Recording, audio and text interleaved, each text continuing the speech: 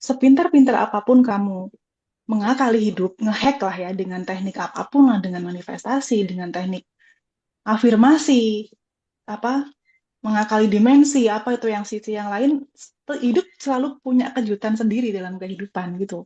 Pola yang berulang dalam kehidupanku tuh ternyata isu emosinya tetap sama gitu. Dulu yang jadi pemicunya. Nah, itu kalau tidak dilakukan dengan perenungan, dengan diam, atau dengan jeda, nggak akan susah.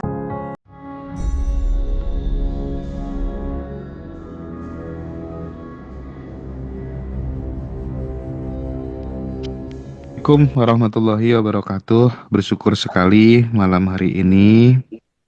Ini adalah momen yang sangat spesial. Kita nanti akan belajar bareng bersama dengan Teh Feby dan Mbak Amanda. Kebetulan Mbak Amanda ini hari ini lagi ulang tahun. Jadi kita ucapkan selamat ulang tahun Mbak Amanda. Happy birthday.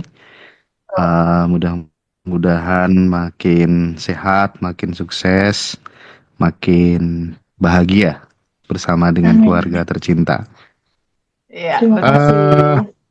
Teh, Ya, jadi Teh, ceritanya itu waktu pertama kali aku take video sama Mbak Manda tuh masih masih kayak ragu gitu ya, masih kayak malu-malu gitu. Padahal perjalanan spiritualnya dia udah kemana-mana gitu kalau belajar gitu.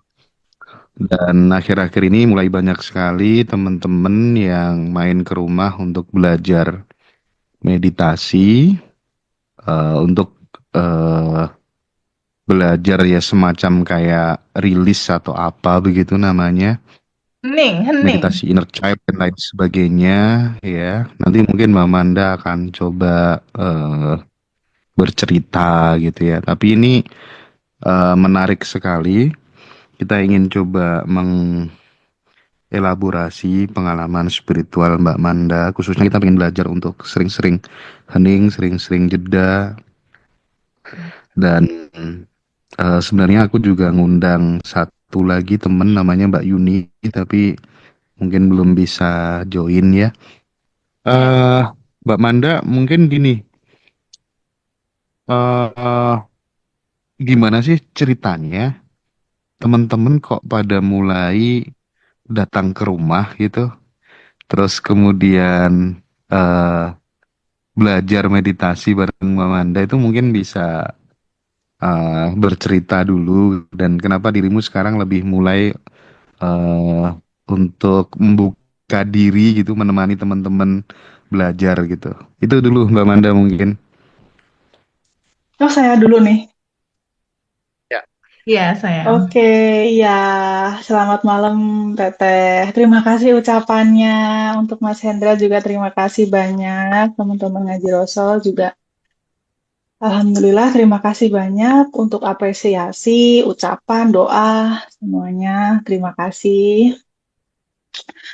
Nah, kalau ditanya awalnya, gimana sih ke awalnya kok tiba-tiba temen datang ke rumah? Sebenarnya itu bukan bukan kebetulan ya. Em, Kalau mau saya jujur apa adanya. Memang sebelum itu mungkin sekitar 2 atau 3 bulan sebelumnya, sebelum Manda juga kenal TVB, sebelum masuk juga sebagai apa namanya salah satu seksi yang nggak ngapa-ngapain di situ gitu. em, Beberapa bulan sebelumnya Manda memang pernah meniatkan diri pengen membentuk circle meditasi atau hening di rumah gitu. Hmm. Kebayang gitu karena kan em, kalau belajar tentang hening atau tentang kesadaran, energi atau apa itu kan kalau yang dilakukan bersama-sama atau kolektif itu kan lebih powerful gitu kan. Nah, karena membaca itu atau mempelajari tentang konsep itu, tiba-tiba terbersit, oh, aku kan punya beberapa teman di sini yang juga belajar kesadaran gitu. Kenapa nggak aku ajak ke rumah aja gitu untuk hening bareng daripada kalau ketemu cuma hahi doang atau cuma gosip atau apalah ngomongin hal-hal yang kurang kurang kurang manfaat gitu. Jadi itu berawal sebenarnya dari bayanganku sendiri sebelumnya, gitu kan. Beberapa bulan sebelumnya itu kejadian. Ya cuma ngebayangin aja aku, ayo bikin ini yuk gitu. Tapi nggak em, nggak terus terstruktur gimana gitu. Saya cuma mengungkapkan rasa aja gitu, cuma mengungkapkan keinginan aja kok kalau kalau punya gini di rumah kayaknya seru ya karena kan rumah saya sepi segala macam, saya lebih banyak sendiri. Jadi punya lingkungan itu mendukung lah untuk mengadakan itu gitu. Terus tiba-tiba kenal beberapa temen, terus termasuk juga mulai makin sering terlibat di ngaji Roso sama TVB gitu kan. Ada beberapa temen yang, Mbak, tolong bantuin dong ini gimana, gini gimana gitu. Mulainya bantu rilis atau apa gitu, tentang rilis emosi ya. Ya setelah dari itu ada beberapa teman yang dari alumninya TVB gitu kan yang ingin belajar tentang rilis emosi dan juga ada beberapa teman lama aku yang em, bertemu di perjalanan. Kalau aku sering menyebutnya itu teman yang dipertemukan oleh luka gitu karena kan memang karena luka yang sama akhirnya ketemu gitu.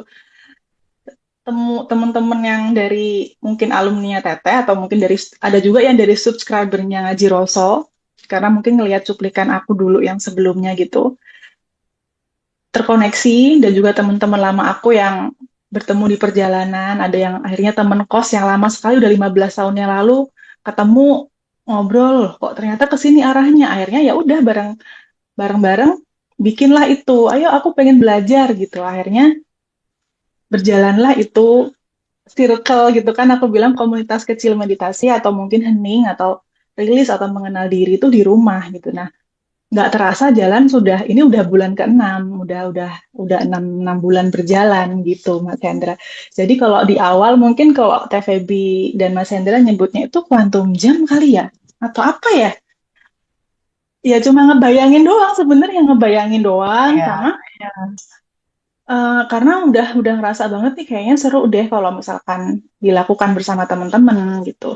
Sebenarnya adanya Ngaji Roso Peduli yang juga aku inisiasi sama Mas Hendra sama aja karena sebelumnya aku juga gitu. Kan Manda punya punya kegiatan sosial sendiri sebelumnya ya udah dari tahun 2011 2012 yang anak asuh itu. Tapi kayak ngerasa kurang karena kan dulu aku punya yang Sabtu Peduli itu tiap hari Sabtu kasih makan ke puluhan yang yatim duafa itu karena kesibukan dan segala macam yang awalnya seminggu sekali jadi sebulan sekali itu pun kayak ngerasa apa lagi ya oh kayaknya aku pengen ada lagi hal yang sosial cuma eh, yang lain gitu nah habis itu terus nggak lama ketemu sama Mas Hendra gitu itu 2,5 tahun yang lalu gitu jadi ya cuma kayaknya semua tuh nggak karena tiba-tiba sih karena memang aku udah kerentek dari awal pengen ini nih gitu.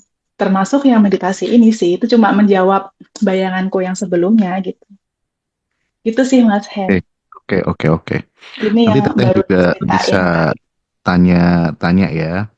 hmm, Tapi ada sesuatu hal yang menarik Teh dari Manda ini ketika ya. kemudian Manda rutin sekali ikut kegiatan meditasi Vipassana Hmm, di tengah-tengah mayoritas pesertanya itu orang Buddha semuanya gitu.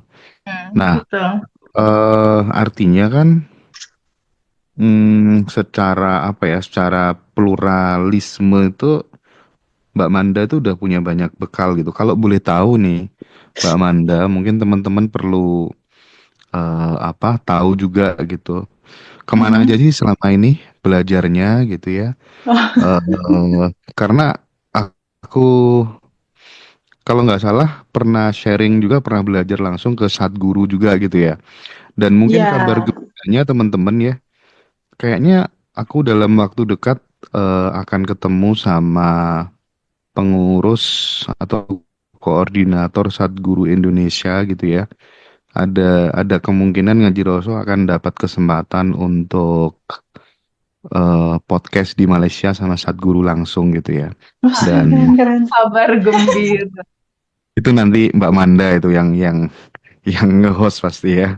Karena bahasa Inggrisnya bagus gitu kan. Mungkin bisa diceritakan dulu Mbak Manda. Kalau awal-awal perjalanan masuk dunia persilatan itu tahun 2011 ya. Kalau aku kan sering bilang dunia persilatan tahun 2011 itu awal kenal tentang transformasi diri ya, mau motivasi atau transformasi hipnoterapi atau apa itulah. Dunia-dunia itu tuh tahun 2011. Awalnya saya mengenal teknik rilis emosi yang Sedona atau apa yang sekarang yang disebut ya atau macam-macam itu juga tahun 2011. Dari situ baru belajar tentang sufisme. Kalau tasawuf juga dari tahun sama, tahun 2011. Lama juga, ya sampai hari ini masih belajar itu. Kalau yang saya dulu tuh tahun 2019. Tahun 2019 tuh saya mulai ikut hmm, yang meditasi intens itu mulai tahun 2011 memang.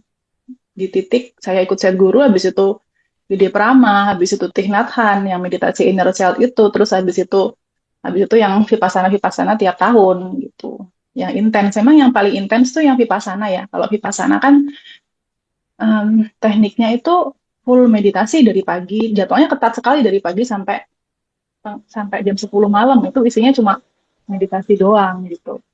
Nah, memang saya itu termasuk pribadi yang agak aneh gitu karena melakukan apapun tanpa riset gitu. Kayak misalkan ikut set guru, kenal waktu itu tahun 2019 awal, set guru belum seramai sekarang ya, masih masih nggak ada yang konten yang bahasa Indonesia, jadi full English. Waktu itu daftar saya dari New Zealand, malahan dari New Zealand balik ke Bali, balik lagi ke Australia. Jadi waktu itu malah hmm, apply, kan perlu visa. Apply-nya tuh dari New Zealand, itu ribet sekali, tapi karena saya juga anaknya termasuk kalau memang penasaran sesuatu tuh nekat gitu. Ya udah nekat apply visa, terus habis itu ada kursnya dulu sebelumnya, terus ke Melbourne sendiri yang apa eh backpackeran gitu kan, yang nginepnya sekamar banyak orang itu aku jabanin gitu hanya untuk datang gitu. Terus yang amaze-nya di sana tuh aku doang yang pakai jilbab gitu kan. Oh nggak ada ya gitu. Tapi ya karena dasarnya karena cuma murni ingin belajar apa sih, karena kan aku mendengarkan cara beliau menyampaikan sesuatu, pandangan terhadap spiritualitas, terhadap hidup itu gimana tuh bikin penasaran banget nih apa sih gitu. Jadi meskipun mungkin bahasa Inggrisnya juga nggak ngerti ya, nekat ya, ya berangkat aja meskipun juga berangkatnya sendirian. Perempuan kan kalau berjilbab pula gitu kan. Dan tahun-tahun 2019 waktu itu memang saya yang pakai jilbab sendiri, ribuan orang yang datang ya memang saya pakai jilbab sendiri. Waktu di wihara juga saya waktu yang pertama kali juga jilbaban sendiri gitu. Tapi justru itu seru gitu kan. Saya sudah terbiasa untuk being apa ya, lonely gitu kan, yang memang mengharuskan saya untuk sendiri. Ya udah kamu memang harus berani sendiri menempuh jalan yang memang kamu yakini itu mengarahkan kamu ke pribadi yang lebih baik gitu. Karena juga tanpa riset, tanpa apapun, jalan ya jalan aja. Dan karena tanpa riset, jadi saya nggak punya ekspektasi apapun gitu. Jadi misalkan belajar vipassana, mungkin kalau yang lain kan progresnya atau mungkin stepnya tuh vipassana tuh apa sih? Dia cari tahu dulu, nanti efeknya seperti apa. Kalau belajar ini efeknya apa kan gitu biasanya normalnya person itu untuk learning something. Kalau aku nggak, memang dari dulu orangnya perasa sekali. Ikut ini, kayaknya kayaknya ini seru nih, ya udah ikut tanpa ekspektasi, tanpa tahu pembimbingnya siapa segala macam, ya udah berangkat gitu. Belajar apapun begitu.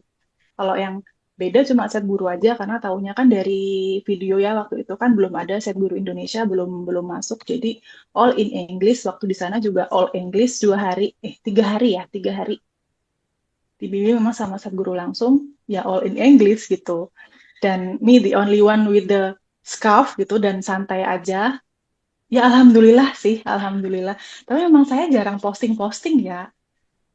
Karena karena ya itu juga sih, karena lingkungan apa segala macam. Jadi lebih lebih memilih untuk keep silence gitu. Baru-baru ini memang saya itu mulai terbuka, termasuk membuka diri dan membuka rumah saya untuk orang lain untuk oke lah, ayo belajar bersama. Kalau dulu memang sangat private sekali. Gitu, Mas Hendra. Iya, belum posting-posting karena belum jadi kena star syndrome kamu soalnya ya.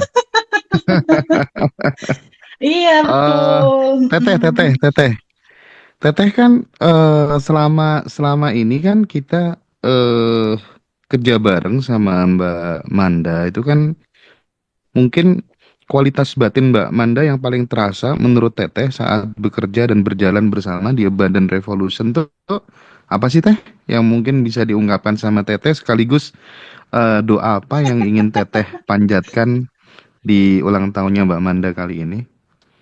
Iya, Mas Hendra, makasih banyak. Jujur,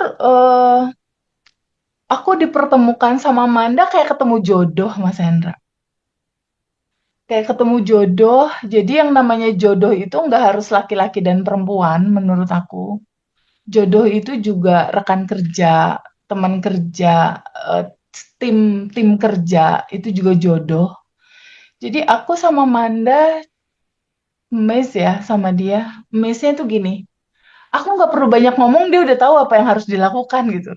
Jadi kayak dia dia bisa baca kebutuhan aku apa gitu untuk prepare kebutuhan tim karena kan komunikasi sama Manda intens ketemu deketnya ketika event-event besar ya. Event Jakarta, event Abandon Revolution Reuni Jakarta, Abandon Revolution Jogja. Reuni Yogyakarta, dan juga yang di Bali gitu. Manda itu tipe yang sigap ya, tipe yang sigap dan aku jarang ketemu tipe ini gitu. Ada tipe yang kayak gini, cuma level kebijaksanaannya nggak kayak Manda gitu. Jadi sebetulnya Manda tuh nggak butuh kerja, Mas Hendra. Oh, nggak Eh, butuh pekerjaan ini sebetulnya dia. Jadi apa yang dia lakukan dalam tim Abandon Revolution itu kalau aku bisa lihat dan rasakan itu lebih ke panggilan jiwanya dia. Lebih ke Iya, iya, betul, panggilan betul. jiwanya dia.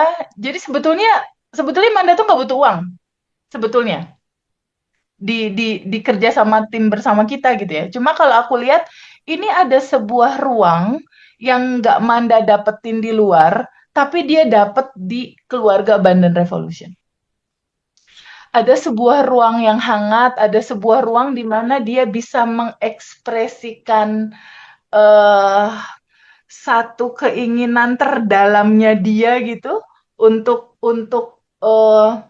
mengalirkan energi dia, mengalirkan cintanya dia, mengalirkan talentanya dia, mengalirkan passionnya dia. Nah, itu yang bisa aku bilang. Jadi Manda tuh ngejalanin eh, semua apa yang dia lakukan dalam 3 event besar itu betul-betul nggak ngitung apapun gitu, karena dia mencintai itu dan menurutku itu nggak banyak orang punya itu ya. Karena sebetulnya kalau aku lihat di level apa ya, di level satu sisi tertentu dia udah cukup gitu. Hidup dia udah cukup. Cuma kenapa pada akhirnya dia mau ribet gitu ya.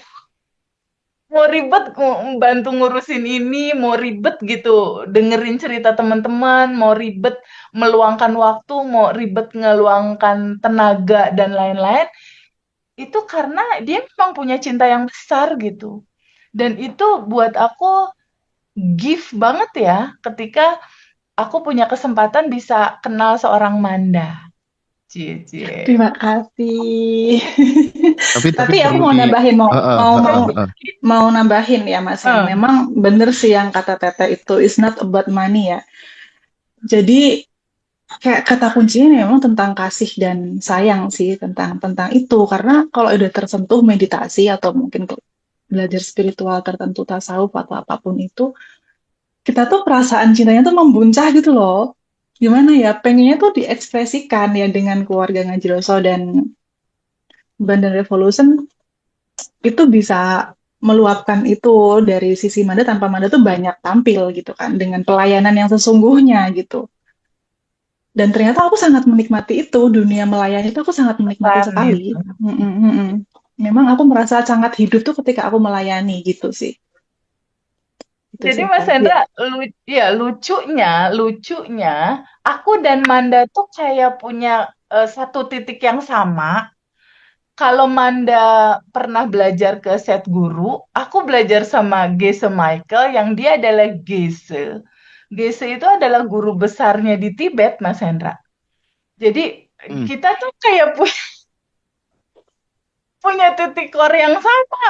Jadi pada saat waktu kelas-kelas Geshe Michael di Bali itu sekitar 1.000 orang ya, nggak salah 43 negara. Celek yang pakai kerudung ya gue sendiri pas di foto banyak. Lah, itu sendiri ya gitu. Jadi memang unik ya. Maksudnya antara Manda sama aku tuh kurang lebih sedikit ada kesamaan. Kita tuh suka yang mateng-mateng gitu deh. Dan guru mateng ya, Geshe Michael dia Iya, gitu. iya, iya. Dan sama-sama Betul, betul, Buddhis betul. kan, sama-sama Buddha. Kalau Enggak, Geshe guru Michael itu eh, Hindu apa teh. sahabatan banget sama Dalai Lama kan, karena dia 25 tahun di Tibet. Dan dialah orang Amerika satu-satunya yang dapat gelar Geshe. Geshe tuh kayak guru besar kayak di atas Kiai Haji gitulah. Gelar-gelar Buddhis tinggi juga itu Geshe. Yang eh, orang Amerika satu-satunya gitu. Jadi itu aku amazed banget gitu. Kok bisa ya dia gitu? Kok bisa ya keren gini ya gitu. Kekeh banget tuh pengen ketemu orang itu. Sampai pada akhirnya aku ikut sekitar berapa kelas sih? Itu tahun 2019 juga ya, Teh? Sorry. Oh, 2018, 2019 ya. Oh, 2018, oke.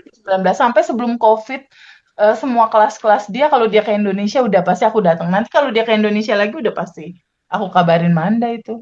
Kita berangkat. Jadi karena kita punya hobi yang sama, aku sama Manda cenderung apa ya? Aku nggak ngomong dia udah ngerti gitu apa yang harus terdelivery gitu. Jadi honestly sangat menyenangkan sekali gitu berteman sama seorang Manda ternyata. Gitu Mas. Thank you. Oke, Gimana, oke, Mas? oke. Hmm. Ya, tapi Mbak Manda, aku pengen kembali ya, lagi-lagi pentingnya jeda, pentingnya hening, supaya kita nggak sibuk ngegas terus gitu ya, ngejar ngejar duniawi terus gitu. Dan ini kan nanti kita kan bakal bareng juga kan di Retreat Nasional Ngadiroso. Ada Teteh, ada Mbak Manda juga nanti akan bimbing meditasi inner child. Teteh juga akan sampaikan materi-materi yang mungkin akan sangat membantu teman-teman untuk memudahkan manifestasi. Terus nanti ada Cimimi dan ada Pak Wayan Mustika yang tentu akan banyak mewarnai retret ya. Sebenarnya apakah semua orang itu butuh meditasi, Mbak Manda gitu? Dan orang seperti apa sebenarnya yang sudah nggak butuh meditasi gitu? Oke, apakah semua orang butuh meditasi gitu ya? Jadi Mm-mm. sebelum aku jawab ke situ, kayaknya Manda perlu menyinggung meditasi itu apa sih gitu. Sebenarnya kalau meditasi sendiri itu kan asalnya itu kan dari bahasa Latin, meditari, artinya tuh merenung. Sebenarnya itu ontologisnya gitu, arti gramatikalnya tuh meditasi itu begitu, merenung. Apakah semua orang butuh merenung? Ya butuh, sebenarnya sangat butuh sekali gitu. Sebenarnya kalau tanpa perenungan kehidupan dijalani juga kalau nggak terasa hambar, pasti juga kamu akan kelabakan dengan hidup yang penuh kejutan. Karena aku selalu bilang ke Mas Hendra dan ke semua orang di sekitarku, sepintar-pintar apapun kamu mengakali hidup, ngehack lah ya dengan teknik apapun lah, dengan manifestasi, dengan teknik afirmasi, apa mengakali dimensi, apa itu yang sisi yang lain, hidup selalu punya kejutan sendiri dalam kehidupan gitu. Ada aja yang nggak sesuai atau mungkin ada yang surprise gitu kan. Karena hal yang terjadi di luar dalam diri kita itu kita nggak akan pernah bisa ngontrol 100%. Kalau yang terjadi di dalam diri kita itu baru bisa kita kontrol, which is itu sangat butuh perenungan, sangat butuh meditasi. Dan apa namanya? Mungkin kalau dibilang mungkin kesalahan atau apa ya, kekurang tepatan dalam pandangan masyarakat itu meditasi itu diasosiasikan dengan agama tertentu gitu kan. Padahal arti gramatikalnya sendiri nanti bisa di googling sih atau mungkin sekarang bisa di AI. Meditasi itu arti gramatikalnya memang dari bahasa Latin, meditari, artinya tuh merenung, masuk ke dalam diri untuk melakukan refleksi. Apakah itu perlu ya? Semua orang harusnya perlu dong. Kalau nggak gitu ya, gimana ya? Hidup tanpa perenungan tuh kayak kayak masakan tanpa bumbu yang pas, jadinya ya kurang pas aja gitu. Entah jadi hidup rasanya jadi kayak struggle, jadi kayak susah, atau mungkin nemuin hal-hal yang tidak menyenangkan, kita akhirnya menyalahkan hidup, atau mungkin pola-pola berulang masalah yang terus datang datang terus kalau masalahnya gini-gini, cuma beda objeknya aja, tapi inti rasa dan emosinya tetap sama. Isu masalahnya itu tetap sama sebenarnya rasanya. Hmm. Saya juga sudah menemui banyak, karena sudah berjalan 6 bulan ya. Jadi kan, dan intens karena langsung cuma beberapa orang aja di rumah gitu. Ternyata kan ketika sudah masuk ke dalam, udah udah merenungi ke dalam dirinya sendiri, kita kan jadi mengalami tuh, jadi tahu, oh ternyata apa yang mengganjal atau apa pola yang berulang dalam kehidupanku tuh ternyata isu emosinya tetap sama gitu. Dulu yang jadi pemicunya. Nah, itu kalau tidak dilakukan dengan perenungan, dengan diam, atau dengan jeda, nggak akan susah. Bisa sih, mungkin ketemu cenayang, atau kamu gini-gini-gini gitu, mungkin bisa ya. Tapi kan nggak semua orang mudah untuk menerima itu. Tapi kalau misalkan dengan rela hati, dengan kesadaran dan kesiapan, dan kesadaran kerelaan hati untuk masuk ke dalam diri, itu sangat bisa dilakukan untuk menemukan akar masalahku tuh apa sih. Kalau tanpa perenungan, aku rasa apa ya, menemukan akar dari masalah kita itu akan sulit sekali gitu. Jadi jawabannya sudah sangat jelas. Apakah semua orang butuh meditasi gitu? Nggak usah diganti deh meditasi, ganti merenung atau refleksi atau masuk ke dalam dirinya sendiri. Aku sangat yakin atau 100% bilang perlu gitu. Karena mau gimana pun dunia itu selalu penuh dengan kejutan-kejutan, baik itu menyenangkan ataupun tidak menyenangkan. Jadi kalau kamu nggak mengimbangi dirimu dengan perenungan, refleksi, atau masuk ke dalam dirimu sendiri, ya siap-siap aja gitu. Kelabakan pasti. Gimana ya, menggap-menggap gitu loh, kayak, kok hidup gini banget ya gitu. Kalau nggak which is kamu akan melekat sekali, jadi susah sekali untuk melepas apa yang kamu anggap menyenangkan. Yang kedua, kamu akan susah sekali menerima apa yang menurut kamu tidak menyenangkan. Nah, untuk mencapai dua itu, kamu butuh kesadaran, which is itu menyadari. Jadi kalau tidak ada kesadaran, untuk menerima dan melepas juga akan susah. Begitu. Jadi kuncinya tetap di menyadari ya, yang mana itu bisa dilakukan atau bisa didapat kualitasnya paling efektif dengan cara merenung atau meditasi. Gitu Mas Hen.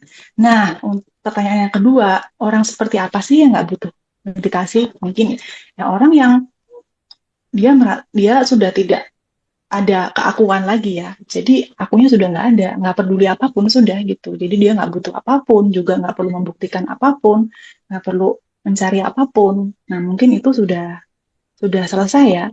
Keakuannya sudah terkikis, itu nggak ada lah yang aku nih apa sih, nggak penting-penting amat gitu, mungkin ya, mungkin seperti itu, sudah tidak perlu lagi. Tapi kalau masih ngomongin tentang hal-hal yang manusiawi, aku rasa sangat perlu lah untuk mengimbangi dinamika hidup yang kita sama-sama tahu ada aja gebrakannya gitu. Gitu Mas Fen.